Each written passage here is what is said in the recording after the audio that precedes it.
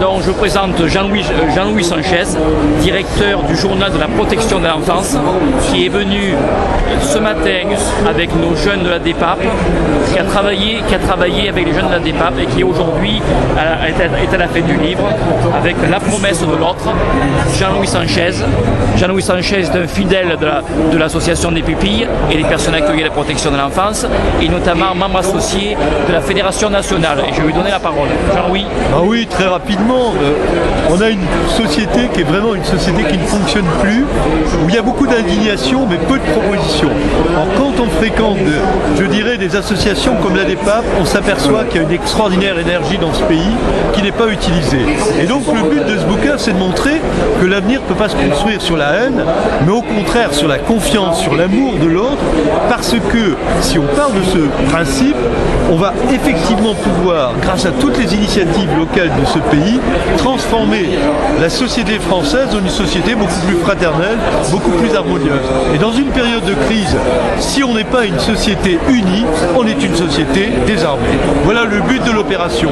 Et c'est vrai que la DEPAP, c'est un exemple de ce qui devrait se faire en France, c'est-à-dire donner du temps pour les autres, parce qu'on sait qu'en donnant du temps pour les autres, au fond, on grandit, on s'enrichit et on enrichit le pays. Jean-Louis Sanchez a notamment travaillé sur le mieux vivre ensemble. Donc Jean-Louis, qu'est-ce que c'est le mieux vivre ensemble en France actuellement? Eh bien, actuellement, il n'y a pas de mieux vivre ensemble, on est dans la défiance. Les aînés et les jeunes ne se rassemblent pas.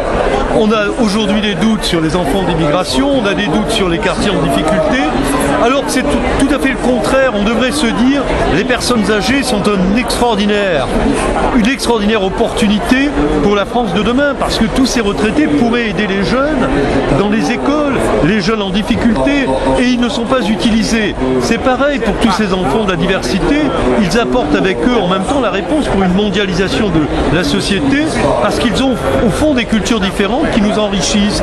Et je dirais que c'est vrai de tout ce qui en France aujourd'hui semble faire problème.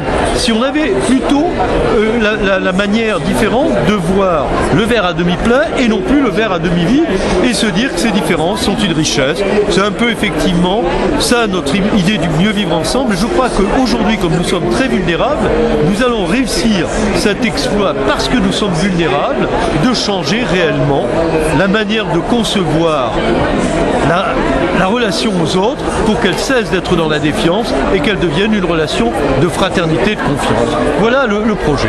Ce matin, tu as partagé la réunion avec les jeunes de la DEPAP, issus de l'aide sociale à l'enfance. Ils ont travaillé sur quoi et que penses-tu de leur travail?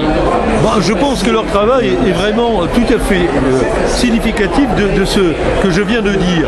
Voilà des jeunes qui ont eu d'énormes fractures et qui se sont servis de ces fractures pour devenir vraiment des modèles. Moi, j'étais entouré de jeunes qui étaient plus grands, plus élevés que la plupart des jeunes que l'on voit ailleurs. C'est dire à quel point, effectivement, il y a un potentiel. Il suffit de lui donner l'occasion de s'affirmer pour qu'il s'affirme. Alors, ce qui est peut-être intéressant avec la DEPAP, c'est que très souvent, elle a donné à des jeunes qui étaient dans une impasse la possibilité de découvrir leur propre talent pour devenir des gens exceptionnels, des jeunes exceptionnels. C'est pour ça que je trouve qu'il faudrait davantage prendre en considération le travail que font des associations comme la DEPAP pour pouvoir leur donner les moyens de donner envie à ces jeunes, effectivement, de réussir, de grandir, parce qu'ils en ont toutes les capacités. Voilà.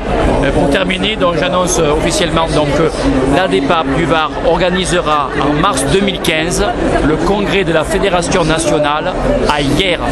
Premier week-end de mars 2015 à Hyères.